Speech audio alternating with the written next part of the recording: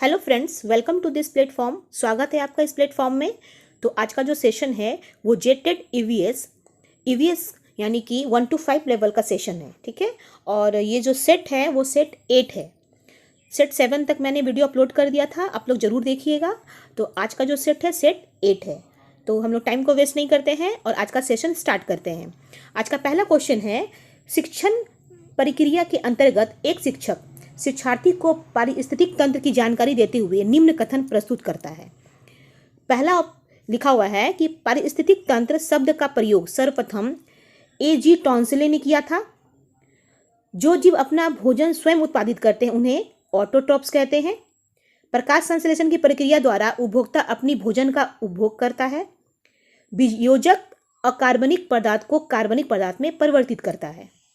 तो यहाँ पे चारों दिया है 1 2 3 4 ऑप्शन के हिसाब से, और यहाँ पे 1 2 3 4 में बताना है आपको कि कौन सा सही है, ठीक है, कौन सा कथन यहाँ प्रस्तुत करता है। तो यहाँ पे जैसा कि हम लोग देख रहे हैं कि पारिस्थितिक तंत्र शब्द का प्रयोग सर्वप्रथम A.G. टॉन्सले ने किया था। तो इसका तो ये राइट आंसर है, 1 नंबर वाला। ये बात सही है कि जो इकोसिस्टम है उसका सबसे पहला प्रयोग, सर्वप्रथम प्रयोग जो है A.G. टॉन्सले ने किया था। ऑप्शन नंबर ए जो है वो राइट है। फिर बता रहा है जो जीव अपना भोजन स्वयं उत्पादित करते हैं, यानी कि जो स्वपोषी होते हैं, जो अपना खाना खुद बनाते हैं, उसे ऑटोट्रॉप्स कहते हैं। ये भी ऑप्शन सही है, यानी ऑप्शन 1 नंबर और 2 नंबर ये दोनों सही है, ठीक है। अब तीसरा है, प्रकाश संश्लेषण की प्रक्रिया द्वारा उपभोक्ता अपनी भोजन का उपभोग करता है। जी नहीं, ये गलत है। वियोजक अकार्बनिक पदार्थ को कार्बनिक पदार्थ में परिवर्तित करता है, ये भी गलत है। तो यहाँ पे जो हम लोग देख रहे हैं स्टेटमेंट जैसा, तो 1 2 जो है वो सही है। तो 1 2 के हिसाब से ऑप्शन नंबर 3 जो है वो राइट आंसर है, ठीक है। अब अगला प्रश्न है, निम्न में से कौन सा गलत सुमेलित है। पहला नंबर है, शाकाहारी पौधों से अपना भोजन प्राप्त करते हैं। मांसाहारी जंतुओं से अपना भोजन प्राप्त करते हैं। सर्वाहारी पौधों तथा जंतुओं से अपना भोजन प्राप्त करते हैं। और रुधिरपोषी मरे हुए जंतुओं से अपना भोजन प्राप्त करते हैं। तो इसका ऑप्शन नंबर जो 4 है वो सही है, यानी रुधिरपोषी मरे हुए जंतुओं से अपना भोजन प्राप्त करते हैं। वे जीव जो मरे हुए होते हैं वो मृतपोषी कहलाते हैं, ठीक है। वो सड़े गले क्या करते हैं, सड़े गले कार्बनिक पदार्थों को भोजन का ग्रहण करके उसको क्या करते हैं, जैसे कि आपका फंगस, ये फंगी हो गया, ठीक है, ईस्ट हो गया, जीवाणु हो गए, तो ये सारे जो है वो क्या करते हैं, मरे हुए चीज़ों पे लग करके उससे अपना भोजन प्राप्त करते हैं, ठीक है। तो यहाँ पे जो गलत सुमेलित है, तो यहाँ बता रहा है रुधिरपोषी मरे हुए जंतुओं से अपना भोजन प्राप्त करते हैं, तो यहाँ रुधिरपोषी नहीं होगा, ठीक है। तो ये जो 4 नंबर का ऑप्शन है वो गलत है, ठीक है। 2 नंबर के हिसाब से यहाँ पूछ रहा है कि गलत सुमेलित है, तो 4 नंबर गलत सुमेलित है। लेकिन अगर शाकाहारी की बात करेंगे तो शाकाहारी जो होता है पौधों से अपना भोजन प्राप्त करते हैं, बिल्कुल सही है। मांसाहारी जो है जंतुओं से अपना भोजन प्राप्त करते हैं, बिल्कुल सही है। सर्वाहारी जो है वो पौधों और जंतुओं को दोनों को भोजन प्राप्त करते हैं, यानी कि वो पौधे भी खाते हैं और जंतुओं को खाते हैं। लेकिन रुधिरपोषी जो होते हैं वो मरे हुए जंतु से अपना भोजन प्राप्त नहीं करते हैं, ठीक है। तो ऑप्शन नंबर 4 जो है वो सही है। अगला प्रश्न है,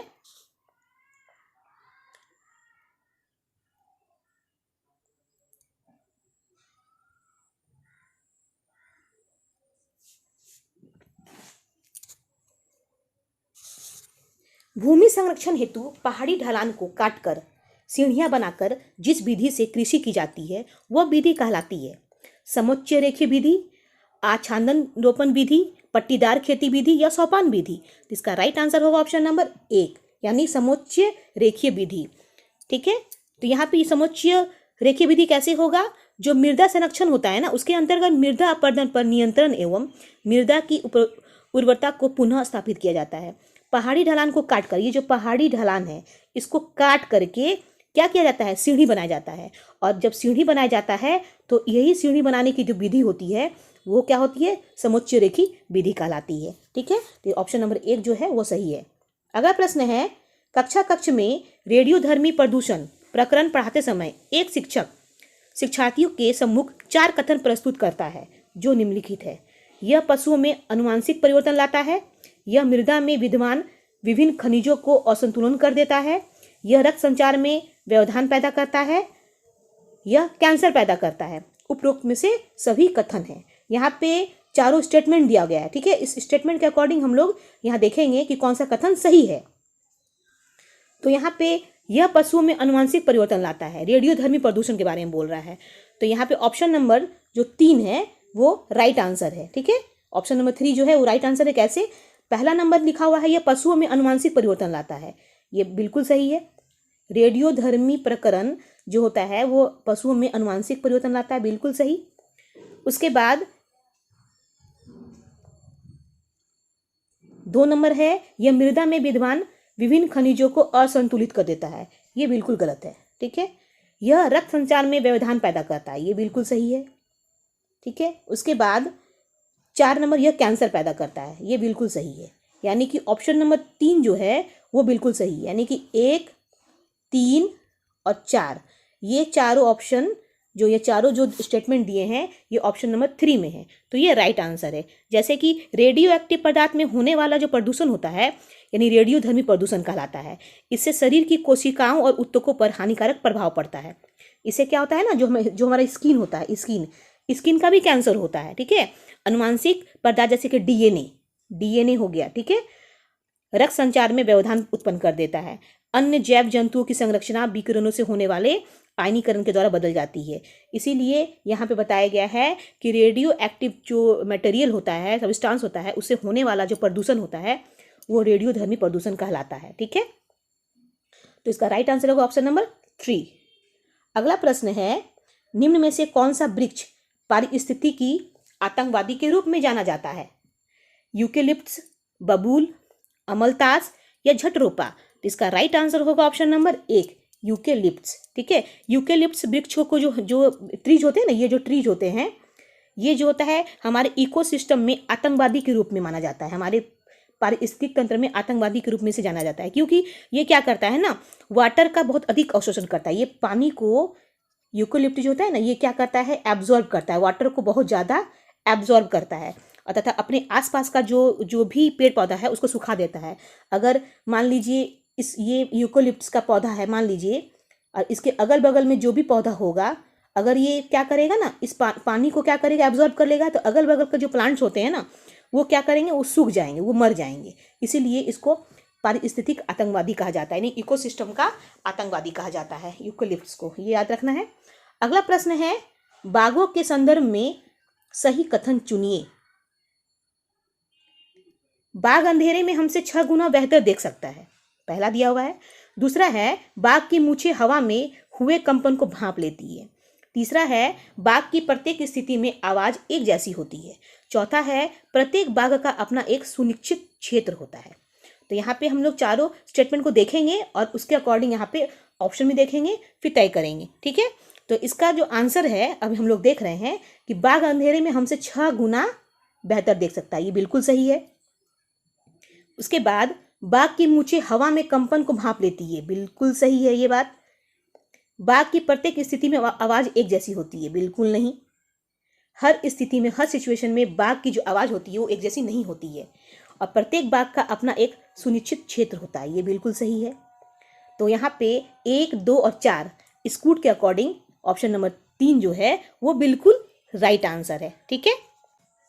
अगला प्रश्न है, कुछ पौधे ऐसे भी होते हैं जो चूहों, मेढकों, कीड़ों मकोड़ों और छोटे जीवों को खाकर अपना भोजन बनाते हैं।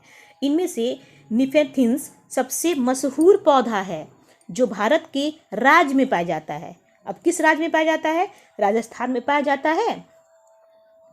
अब किस राज्य में पाया जाता है? राजस्थान में पाया जाता है कि जम्मू कश्मीर में, कि मेघालय में, कि केरल में?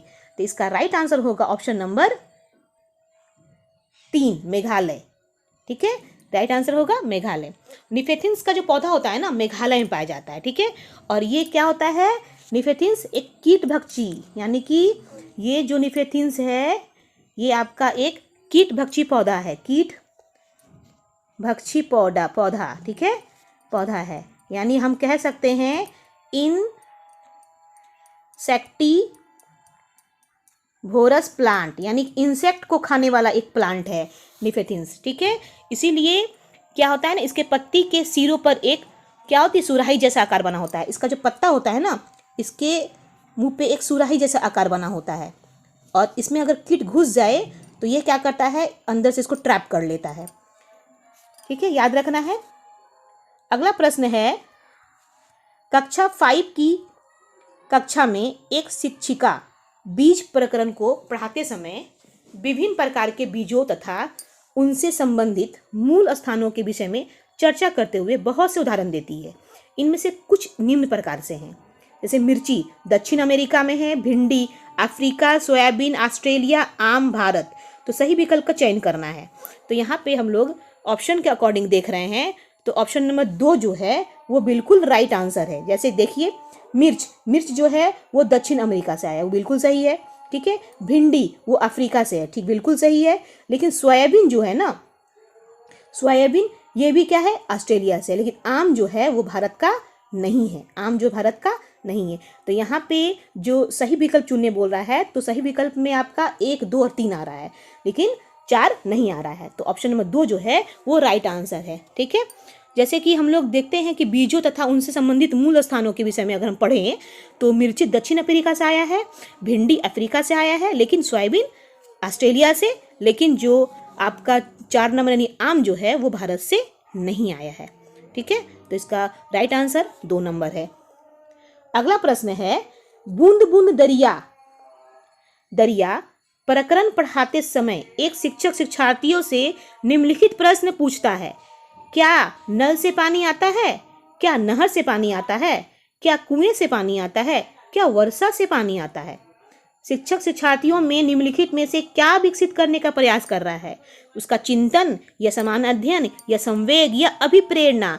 तो इसका राइट आंसर होगा ऑप्शन नंबर 1, चिंतन। यानी कि वो बूंद बूंद दरिया प्रकरण पढ़ाते समय शिक्षक शिक्षार्थियों से निम्नलिखित प्रश्न पूछता है। तो जब प्रश्न पूछेगा तो बच्चों में चिंतन होगा। ठीक है, तो ऑप्शन नंबर 1 जो हैगा वो बिल्कुल राइट आंसर होगा, क्योंकि प्रश्न पूछने के द्वारा शिक्षक शिक्षार्थियों में चिंतन विकसित करने का प्रयास कर रहा है। और चिंतन एक मानसिक प्रक्रिया, चिंतन क्या है, एक मानसिक प्रक्रिया है। ठीक है, ये याद रखना है, चिंता करना मानसिक प्रक्रिया है, और वो प्रयास कर रहा है जो कक्षा में शिक्षक द्वारा छात्रों को प्रेरित कर रहा है, यानी मोटिवेट कर रहा है, वो मोटिवेट कर रहा है। और चिंतन को छात्रों की अभ्यास द्वारा ही विकसित किया जाता है।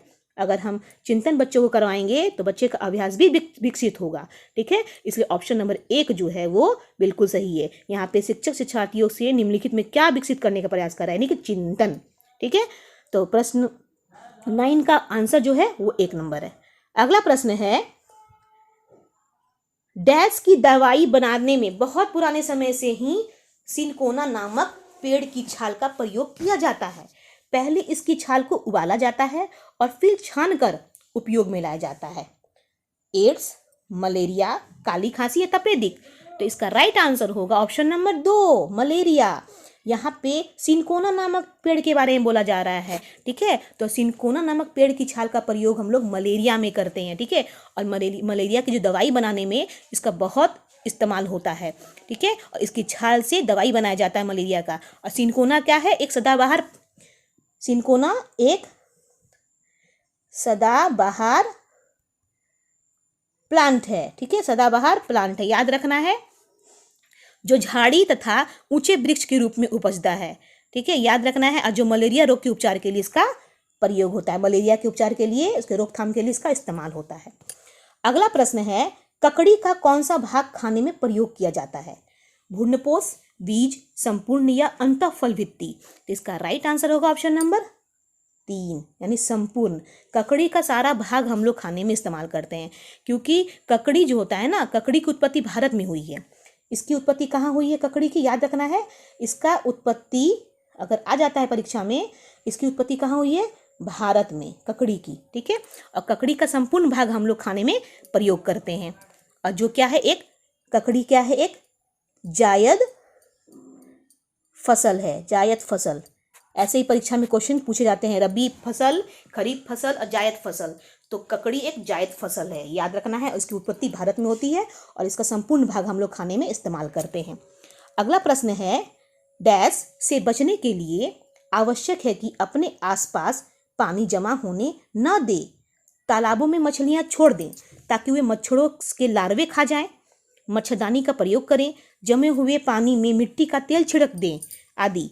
मलेरिया और डेंगू, चेचक और मलेरिया, डेंगू और आई फ्लू, टाइफाइड और हैजा। इसका राइट आंसर होगा ऑप्शन नंबर 1, मलेरिया और डेंगू। मतलब जहाँ पे पानी अपने घर के आसपास हो या आपके सोसाइटी के आसपास हो, वहाँ पे पानी जमा होने नहीं देना है। अगर तालाब में पानी जमा है तो वहाँ मछलियों को छोड़ देना है, ताकि वो क्या करेंगे, मच्छर के जो लार्वा होते हैं, ठीक है, उस लार्वा को मछलियाँ खा जाएंगी। तो इससे क्या होगा, आपका मलेरिया और डेंगू के जो मच्छर होंगे वो कम पनपेंगे। और हम लोग मच्छरदानी का इस्तेमाल करेंगे और जमे हुए पानी अगर मान लीजिए कहीं पे पानी गड्ढे में जमा है, वहाँ मिट्टी का तेल डाल देंगे, जिससे भी उसके लार्वास मर जाते हैं, उसके एग मर जाते हैं, मलेरिया मच्छर के जो अंडे होते हैं वो मर जाते हैं। तो इसीलिए यहाँ पे ऑप्शन नंबर 1 जो है वो राइट आंसर है। अगला प्रश्न है, इनमें से कौन सा एक लोक नृत्य झारखंड का नहीं है?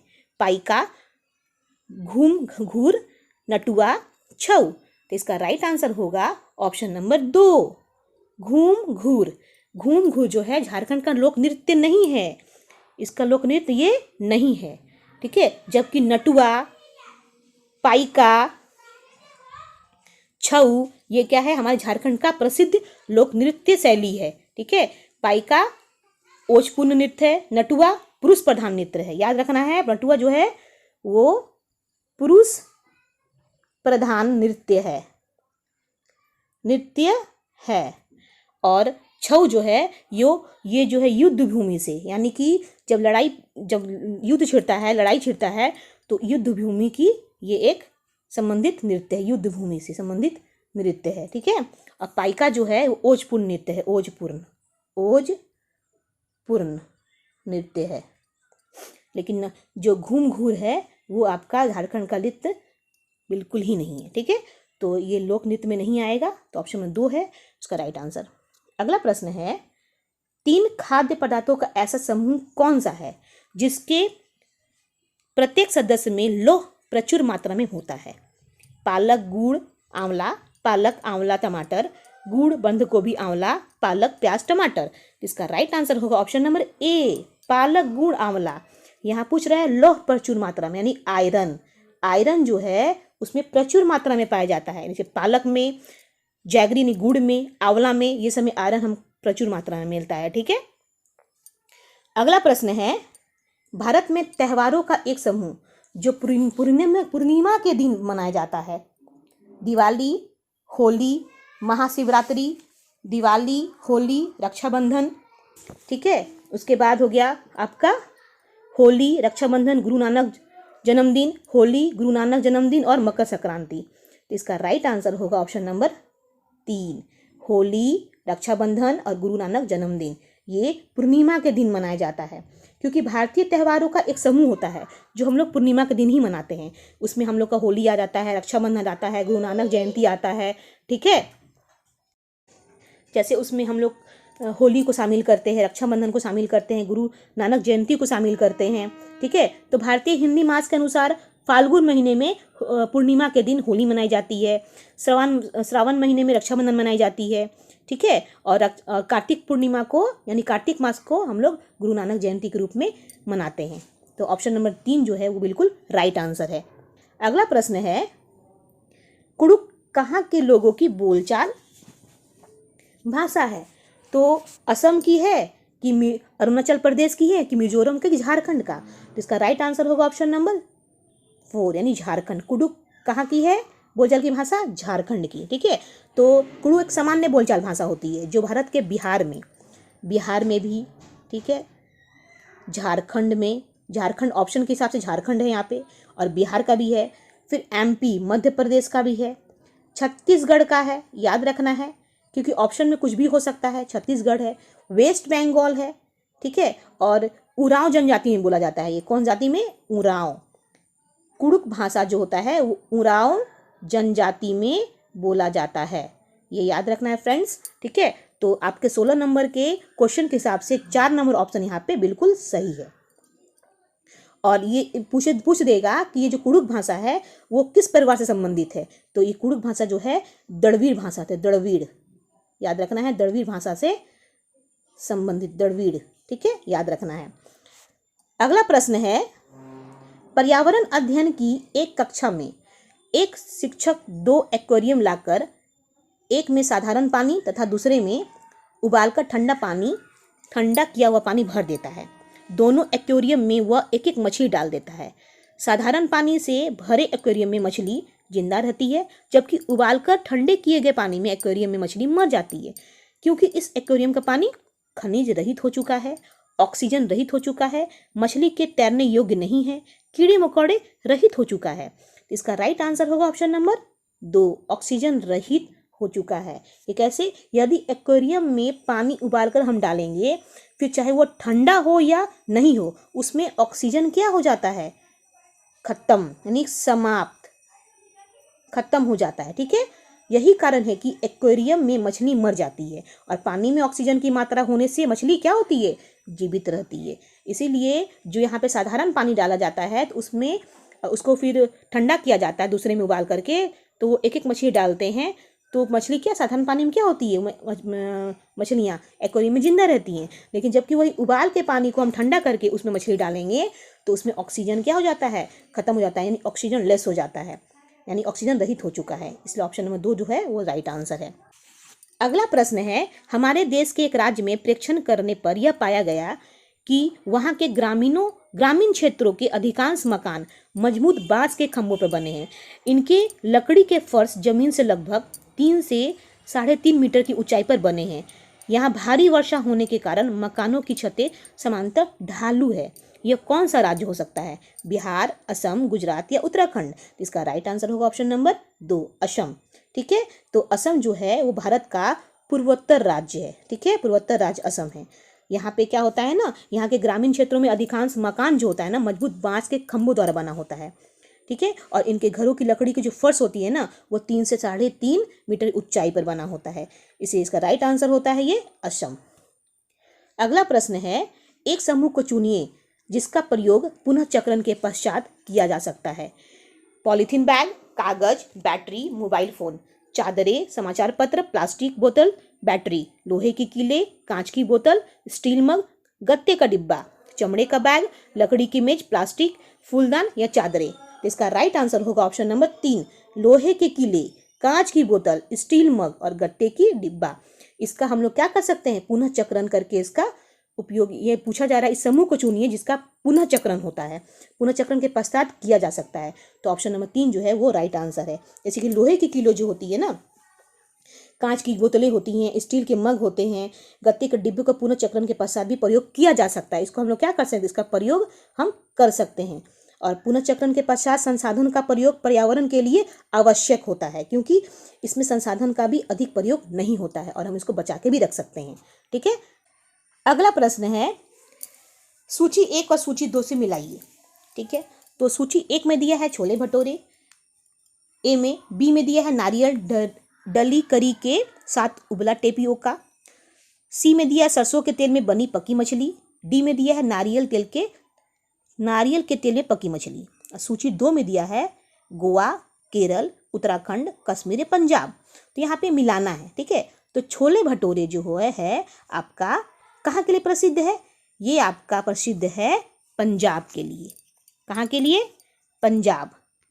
तो हम लोग पंजाब के लिए पहला नंबर ऑप्शन हम लोग यहाँ पे, मतलब इस सूची के अकॉर्डिंग हम लोग सूची 2 से मिलाएंगे। तो पंजाब के लिए फेमस कौन है? छोले भटूरे।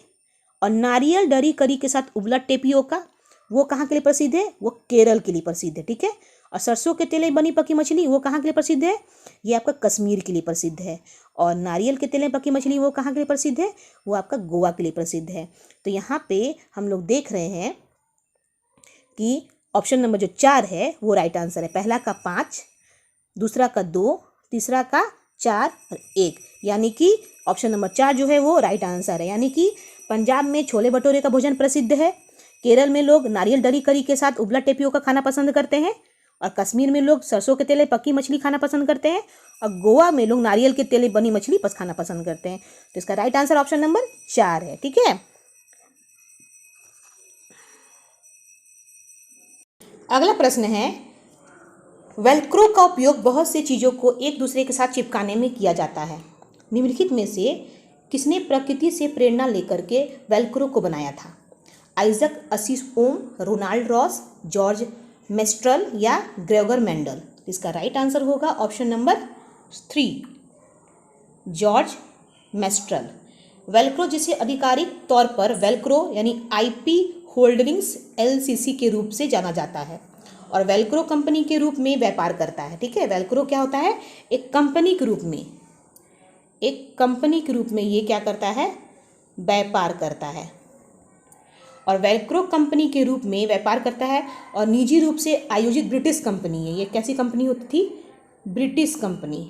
ये कंपनी थी ब्रिटिश कंपनी और इसका स्थापना कब हुआ था? 1950 के दशक में, याद रखना है। इसका राइट आंसर होगा ऑप्शन नंबर सी यानी 3। अगला प्रश्न है, हमारे देश के राष्ट्रपति द्वारा 5वीं की पुस्तक में दिए गए पाठ का शीर्षक है बूंद बूंद दरिया दरिया, मच्छरों की दावत, उसी से ठंडा उसी से गर्म, फिर चला काफिला। तो इसका राइट आंसर होगा ऑप्शन नंबर सी यानी 3, उसी से डंडा उसी से गर्म। ठीक है, यानी 5वीं कक्षा के पर्यावरण की पुस्तक में भारत के पूर्व राष्ट्रपति जो जाकिर हुसैन द्वारा लिखित कहानी का शीर्षक है उसी से ठंडा उसी से गर्म, ये याद रखना है। अगला प्रश्न है, कक्षा 5 की पाठ्य पुस्तक में दिए गए गोलकोंडा किले के मानचित्र में 1 सेंटीमीटर जमीन पर 110 मीटर की दूरी को दर्शाता है। इस मानचित्र में फतेह दरवाजे से जमाली दरवाजे की दूरी 10.7 सेंटीमीटर है। जमीन पर इन दोनों दरवाजे के बीच की कम से कम दूरी होगी, कितनी होगी? 1.070 किलोमीटर, 1.177 किलोमीटर और 10.7 किलोमीटर, 11.77 किलोमीटर। इसका राइट आंसर होगा ऑप्शन नंबर 2, 1.177 किलोमीटर। ठीक है, अगला प्रश्न है, उस कार्यकलाप को चुनिए जो अन्य कार्यकलापों से भिन्न है। जैसे चाय बनाना, तैरना, कंघी करना, आटा गूंदना। चाय बनाना, तैरना, कंघी करना या आटा गूंदना। इसका राइट आंसर होगा ऑप्शन नंबर 2, तैरना। तैरना अन्य 3 कार्यकलापों जैसे चाय बनाना, कंघी करना और आटा गूंदना से अलग है, क्योंकि तैरना एक समस्त शारीरिक क्रिया है। ये क्या है? एक शारीरिक प्रक्रिया है, शारीरिक क्रिया है, समस्त शारीरिक क्रिया। इसे पूरे बॉडी को पानी में डुबाते हैं। लेकिन चाय बनाना, कंघी करना, आटा गूंथना ये हमारा क्या है? हस्त क्रिया पर आधारित है, यानी चाय हस्त क्रिया पर आधारित है। इसी ऑप्शन नंबर 2 जो है वो राइट आंसर है। अगला प्रश्न है, मान लीजिए आप मध्य प्रदेश में हैं। इस राज्य के सापेक्ष किस दिशा में आप हमारे देश के सर्वाधिक घने जंगल हैं? ठीक उत्तर में, उत्तर पूर्व में या उत्तर पश्चिम में या दक्षिण पश्चिम में? इसका राइट आंसर होगा ऑप्शन नंबर 2, उत्तर पूर्व में। ठीक है, अगला प्रश्न है, कार्बोहाइड्रेट इन भोज्य पदार्थों में प्रचुर मात्रा में पाया जाता है, जैसे कि आलू, गेहूं, मक्का, गन्ना, मांस, मछली, अंडा, दाल, आम, पपीता, संतरा, केला, प्याज, पालक, अदरक, टमाटर। तो यहाँ पे पूछ रहा है कि कार्बोहाइड्रेट इन भोज्य पदार्थों में प्रचुर मात्रा में पाया जाता है, तो इसका राइट आंसर होगा ऑप्शन नंबर 1, आलू, गेहूं, मक्का और गन्ना। ठीक है, आलू, गेहूं, मक्का और गन्ना ना, ये सभी कार्बोहाइड्रेट युक्त खाद्य पदार्थ है, यानी इसमें कार्बोहाइड्रेट पाया जाता है। और कार्बोहाइड्रेट कार्बनिक पदार्थ होता है। ये कैसा होता है? ये कार्बनिक पदार्थ होता है, याद रखना है, जिसमें कार्बन, हाइड्रोजन और ऑक्सीजन होता है। कार्बन, हाइड्रोजन और ऑक्सीजन होता है, तीनों चीज। और इनमें हाइड्रोजन और ऑक्सीजन का अनुपात जल के समान होता है, याद रखना इस चीज को। कक्षा 5 में एक शिक्षिका सुनीता अंतरिक्ष में प्रकरण पढ़ाते समय अंतरिक्ष यान के विषय में निम्नलिखित कथन बताती है। अंतरिक्ष यान में बालों में कंघी करने की आवश्यकता नहीं होती, क्योंकि बाल हमेशा खड़े रहते हैं। अंतरिक्ष यान में कोई भी व्यक्ति एक ही जगह पर टिका बैठा रहता है। अंतरिक्ष यान में हम केवल खड़े होकर ही खाना खा सकते हैं और अंतरिक्ष यान में एक जगह से दूसरी जगह तैर कर जाना पड़ता है। ठीक है, तो यहाँ पे कूट दे दिया गया है, तो हमको यहाँ पे पढ़ना है। तो इसका राइट आंसर जो होगा, वो 4 होगा, 1 और 4। कैसे होगा 1 और 4? हम लोग देखते हैं कि अंतरिक्ष यान में बालों में कंघी करने की आवश्यकता नहीं होती है, क्योंकि बाल हमेशा खड़े रहते हैं। ये बिल्कुल सही है। अंतरिक्ष यान में कोई भी व्यक्ति एक ही जगह पर टिका बैठा रहता है, ये गलत बात है। अंतरिक्ष यान में हम केवल खड़े होकर ही खाना खा सकते हैं, ये बिल्कुल गलत बात है। और अंतरिक्ष यान में एक जगह से दूसरी जगह तैर कर जाना पड़ता है, ये बिल्कुल सही बात है। ठीक है, तो यह ऑप्शन नंबर जो 4 होगा वो बिल्कुल राइट आंसर होगा। ठीक है, इस कूट के हिसाब से। अगला प्रश्न है, सामुदायिक संसाधन को प्राथमिक स्तर पर ईवीएस पढ़ाने का महत्वपूर्ण साधन माना जाता है, क्योंकि यह सस्ता है, इसमें अनुभवी व्यक्ति होते हैं, यह अनुभव से सीखने का अवसर देता है, यह आसानी से उपलब्ध होता है। इसका राइट आंसर होगा ऑप्शन नंबर 3, यह अनुभव से सीखने का अवसर देता है। ठीक है, इसीलिए ऑप्शन नंबर 3 जो है बिल्कुल राइट आंसर है। 29 नंबर है, प्राथमिक स्तर पर ईवीएस पढ़ाने का एक प्रमुख उद्देश्य विद्यार्थियों को इस योग्य बनाता है कि वे ऐसे कौशल अर्जित करें जिनमें वे स्वतंत्र रूप से पर्यावरण को बचाने हेतु क्रियाकलाप करें, उच्च प्राथमिक स्तर की पढ़ाई हेतु पर्यावरण संबंधी प्रत्यय अर्जित करें, विद्यार्थियों को कक्षा की शिक्षा को स्कूल से बाहर के जीवन से जोड़ने का मदद करें, परंपरागत विषयों के परे विद्यार्थियों की रुचि का विकास करने में मदद करे। इसका राइट आंसर होगा ऑप्शन नंबर 3, विद्यार्थियों को कक्षा की शिक्षा को स्कूल से बाहर के जीवन में जोड़ना चाहिए। ईवीएस का यही मेन उद्देश्य है कि कक्षा में जो पढ़ाई हो रही है वो तो ठीक है, लेकिन विद्यार्थियों को बाहर के जीवन से भी उसको जोड़ना पड़े वो ज़्यादा जरूरी है, वो इस योग्य बनाता है उसे विद्यार्थी को। ठीक है, अब लास्ट प्रश्न है, सलीम प्राथमिक कक्षाओं के विद्यार्थियों को जल विषय पढ़ाने के लिए क्षेत्र भ्रमण करना चाहता है, इसमें से कौन सी जगह उचित रहेगी? जल षड्यंत्र यंत्र, जोहड़, बावड़ी, खेजड़ी। तो यहाँ पे कूट दे दिया है 1 और 3, केवल 1 और 4, 1 2 3। इसका राइट आंसर होगा आपका ऑप्शन नंबर 4। ऑप्शन नंबर जो 4 है वो बिल्कुल राइट आंसर है इसके हिसाब से, कूट के हिसाब से 4, 1 2 और 3 कैसे पढ़ ले हम लोग एक बार।